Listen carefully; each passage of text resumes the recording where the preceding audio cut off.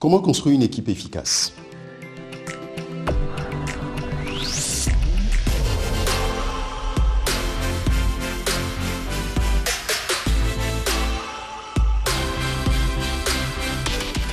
On me pose souvent cette question dans le cadre des coachings ou bien des formations qu'on mène au niveau de For Management. Les gens me disent j'aimerais avoir une bonne équipe, une équipe efficace, comment je fais?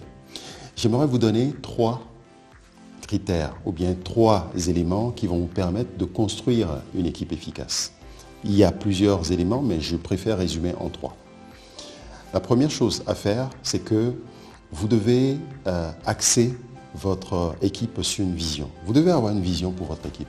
Et vous devez partager cette vision avec l'équipe en leur montrant qu'ils font partie d'un rêve ou bien d'une vision que vous êtes en train de mener et que ce ne sont pas des pions, ce ne sont pas des personnes qui sont là par hasard ou bien qu'on est en train d'exploiter. Vous devez les intégrer dans cette vision et partager un tant soit peu cette vision avec eux en leur disant dans 5 ans, dans 10 ans, voilà là où on va et votre travail va contribuer à ça. Parce que n'oubliez pas que tout seul, on va vite, mais ensemble, on va très loin. Et il faut qu'ils se sentent que vous êtes ensemble, que c'est quelque chose que vous êtes en train de construire ensemble. Donc la vision est importante. Le rêve que vous avez, vous devez partager un tant soit peu le rêve. Bien sûr, vous seul avez la vision globale. Il y a des choses que votre équipe ne comprendra pas ou bien ne comprendra pas tout de suite parce que certaines personnes n'ont pas la maturité de pouvoir comprendre le détail de la vision que vous avez. Je ne suis pas en train de vous dire d'étaler toute la vision parce qu'il faut avoir également une certaine maturité pour pouvoir comprendre des choses. Mais pour les personnes qui ont cette maturité, vous pouvez aller un peu plus loin, mais il est très important de partager avec tout le monde la vision globale. Où est-ce que vous allez? Vous partez d'un point A à un point B. Dans 5 ans, où est-ce que vous allez? En réunion, dans vos échanges, vous devez partager cette vision en leur disant ma société, mon département, ma direction, voilà, dans 5 ans, j'aimerais qu'on soit à ce niveau. Et il faut que chaque personne contribue à cela. Donc ça, c'est la première chose, la vision, partager la vision. Deuxième élément, vous devez bien recruter les membres de votre équipe. Bien sûr, ce n'est pas une occasion qui est offerte à tout le monde. Il y a des personnes parmi vous, vous avez retrouvé l'équipe telle que quand vous êtes arrivé, c'est-à-dire ce n'est pas vous qui avez recruté tout le monde. Mais ça, c'est quelque chose je reviendrai également là-dessus dans d'autres vidéos.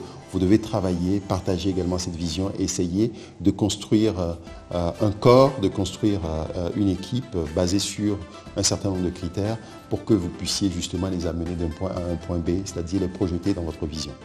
Mais j'aimerais aborder dans ce deuxième point le fait qu'il faut savoir recruter.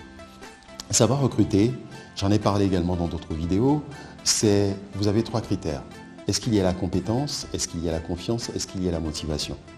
Et dans votre équipe, vous ne devez recruter que sur la base de ces 3 critères-là. Et vous devez toujours faire passer le qui avant le quoi. Qu'est-ce que je veux dire par là? Par exemple, ce n'est pas parce que vous avez quelqu'un qui a un bac plus 10, bac plus 20 ou bac plus 90 que vous allez prendre cette personne dans votre équipe. Je ne suis pas contre les diplômes, mais ce que je suis en train de dire, c'est que ce n'est pas suffisant. Ça ne suffit pas pour pouvoir constituer une équipe. Vous devez avoir des personnes en qui vous pouvez faire confiance. Vous devez avoir des personnes en fait, qui sont motivées pour rentrer dans votre équipe parce que l'attitude doit primer sur l'aptitude parce que c'est ça qui va vous permettre d'aller très loin. Ça, c'est le deuxième point. Le troisième point qui est très important, qui va vous permettre de constituer une équipe efficace, c'est axer l'équipe sur les résultats.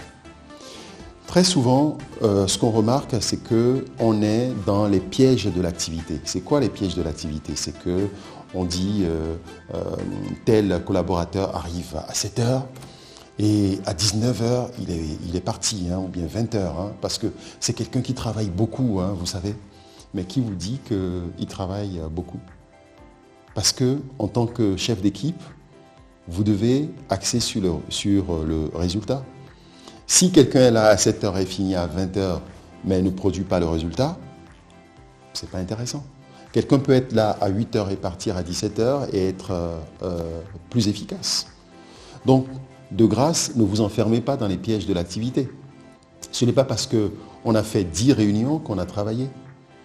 On a fait 10 réunions, mais si au bout de ces 10 réunions, il y a eu à chaque fois des plans d'action, il y a des décisions précises qui ont été prises, là, vous avez atteint votre objectif. Donc, orienter l'équipe sur le résultat. C'est le résultat qui compte. Ce n'est pas le nombre de temps qu'on fait en entreprise, ou bien le nombre de temps, ou bien le nombre de fois qu'on a mené des réunions, on a fait des projets qui comptent. Mais quel est le résultat? Et l'idée que vous devez avoir également, c'est comme une équipe de foot. Une équipe de foot, c'est le nombre de buts que vous avez marqués. Ce n'est pas le fait qu'on a participé au match, on a joué. Chaque personne, en fait, a une place bien précise. Et c'est au final, qu'est-ce qu'on regarde? Est-ce que vous avez marqué ou vous n'avez pas marqué? Est-ce que vous avez gagné ou vous n'avez pas gagné? Et en tant que dirigeant ou manager, vous devez avoir ces 3 éléments. C'est-à-dire avoir une vision, partager la vision avec l'équipe. 2, vous devez recruter et savoir quels sont les critères de recrutement, qui vous devez recruter. Et le qui doit toujours dépasser le quoi, c'est-à-dire l'attitude doit dépasser les aptitudes, parce que c'est ça qui va vous permettre d'avancer. Et en 3, vous devez axer l'équipe sur les résultats et vous-même sur les résultats et ne pas être enfermé dans les pièges de l'activité, c'est-à-dire c'est le résultat au final qui compte, bien sûr l'attitude également, mais je l'ai dit en 2. Et voilà ces 3 éléments qui vont faire que vous allez construire une équipe efficace. Si vous avez des exemples ou bien des commentaires sur le sujet, dites-moi comment vous faites pour construire votre équipe, quels sont les éléments ou bien les critères que vous utilisez pour que votre équipe soit une équipe gagnante. Dites-le nous dans les commentaires. Si vous avez aimé cette vidéo, partagez avec les personnes qui en ont besoin. Et si vous avez aimé, likez. Et pour ceux qui, parmi vous, n'ont pas encore accès à la plateforme Formanagement TV, abonnez-vous, appuyez sur la cloche pour avoir des notifications. Et ainsi, vous aurez les vidéos qui sont publiées. Mais en attendant, je vous dis merci et à la prochaine.